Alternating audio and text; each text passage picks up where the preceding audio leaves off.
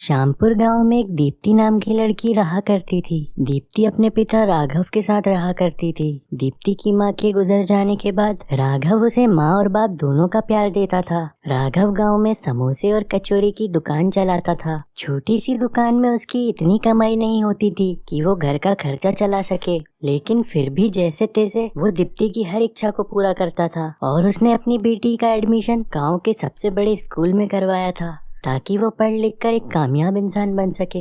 एक दिन की बात है, दीप्ति अपने स्कूल जाती है। वहाँ दीप्ति की सहेलियाँ आपस में बात कर रही होती हैं। तभी दीप्ति को आता हुआ देख वो उससे कहती हैं, अरे दीप्ति, तुझे पता चला अपने स्कूल में एक हफ्ते बाद केक मेकिंग कंपटीशन है और जो भी उसमें जीतेगा उसको स्कूल की तरफ से 2 लाख रुपए की स्कॉलरशिप मिलेगी। दीप्ति ये बात सुनकर बहुत खुश हो जाती है और सोचती है, अरे वाह, 2 लाख रुपए की स्कॉलरशिप, ये तो मैं जीत कर ही रहूंगी। इन पैसों को मैं अपने पिताजी को दूंगी ताकि उनकी इस गरीबी में कुछ मदद हो सके। आखिर वो कब तक एक छोटी सी दुकान से घर का खर्चा चला पाएंगे। उसके बाद दीप्ति और उसकी सहेलियां क्लासरूम में जाती हैं। दीप्ति की क्लास में एक सोनम नाम की लड़की भी पढ़ती थी। सोनम एक बड़े बाप की बिगड़ी हुई लड़की थी। वो हमेशा दूसरों को परेशान किया करती थी और उन पे रौब जमाया करती थी। दीप्ति भी सोनम की आंखों में हमेशा खटकती रहती थी और वो हमेशा दीप्ति की गरीबी का मजाक उड़ाया करती थी। अरे ये देखो, आ गई एक मामूली से कचौरी समोसे बेचने वाली की बेटी। मेरी बात मान तो तू भी पढ़ाई लिखाई छोड़कर स्कूल में समोसे कचौरी की दुकान लगा ले,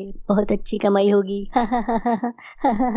दीप्ति सोनम की बात का कोई जवाब नहीं देती और चुपचाप अपनी सीट पर जाकर बैठ जाती है। उसके बाद क्लास में टीचर आती है। बच्चों, आप सभी अपनी अपनी सीट पर बैठ जाओ, मुझे एक इम्पोर्टेंट अनाउंसमेंट करनी है। अगले हफ्ते स्कूल में केक मेकिंग कंपटीशन है और जो भी उसमें फर्स्ट आएगा उसे स्कूल की तरफ से 2 लाख रुपए की स्कॉलरशिप मिलेगी।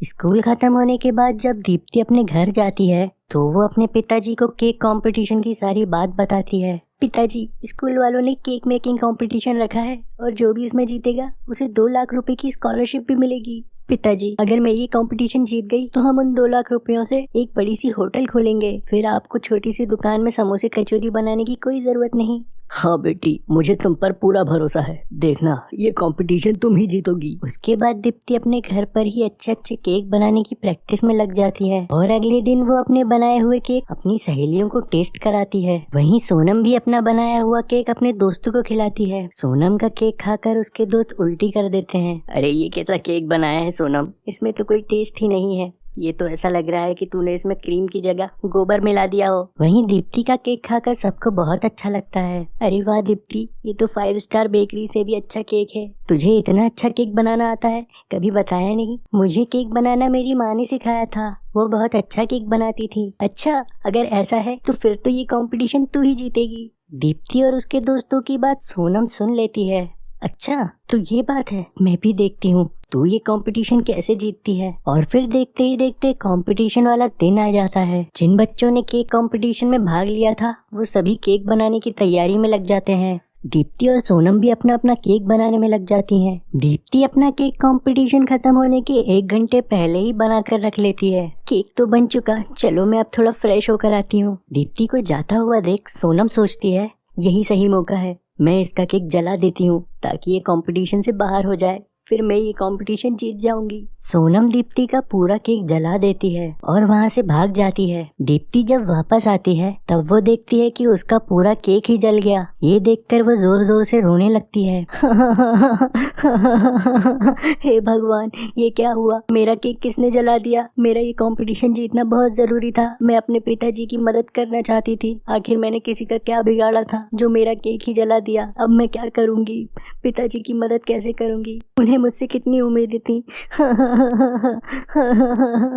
तभी वहाँ एक तेज रोशनी होती है और दीप्ति की मरी हुई माँ वहाँ पर प्रकट हो जाती है। दीप्ति, मेरी प्यारी बेटी, तुम रो मत। दीप्ति अपनी माँ को देखकर बहुत हैरान हो जाती है। माँ, तुम कहीं मैं सपना तो नहीं देख रही। नहीं बेटी, मैं सच में तुम्हारे सामने हूँ। तुम्हें इस तरह रोता हुआ देख मुझसे रहा नहीं गया और मैं तुम्हारी मदद करने आ गई। तुम चिंता मत करो, ये कंपटीशन तुम ही जीतोगी। ये लो जादुई सोने का केक। ये केक इतना टेस्टी है कि जो भी खाएगा वो इसका टेस्ट कभी भूल ही नहीं पाएगा। अच्छा, अब मैं चलती हूँ। इतना कहकर दीप्ति की माँ वहाँ से गायब हो जाती है। उसके बाद केक कंपटीशन जज सभी पार्टिसिपेंट्स के केक को टेस्ट करते हैं। सोनम दीप्ति के हाथ में केक देखकर हैरान हो जाती है और मन में ये सोचती है, अरे ये क्या, इसका केक तो मैंने जला दिया था, फिर इसने इतनी जल्दी दूसरा केक कैसे बना लिया, और वो भी इतना सुंदर। एंड में कंपटीशन के जज दीप्ति के केक को टेस्ट करते हैं। वो उस केक को खाकर दीप्ति से बहुत इम्प्रेस हो जाते हैं और दीप्ति को ही फर्स्ट प्राइज देते हैं और 2 लाख रुपए की स्कॉलरशिप भी दीप्ति को मिल जाती है। वहीं सोनम ने जब दीप्ति का केक जलाया था, ये सब स्कूल का गार्ड सीसीटीवी कैमरे से देख लेता है और स्कूल के प्रिंसिपल को जाकर सारी बात बताता है। उसके बाद प्रिंसिपल सोनम को स्कूल से निकाल देता है। वहीं दीप्ति उन 2 लाख रुपयों से अपने पिताजी के लिए एक बड़ी सी होटल बनवा लेती है और देखते ही देखते राघव की होटल में खाने वालों की लाइन लग जाती है, जिसके बाद वो बहुत ही अमीर हो जाता है। उसके बाद दीप्ति और उसके पिता राघव एक बड़े से बंगले में अपना जीवन खुशी खुशी बिताते हैं।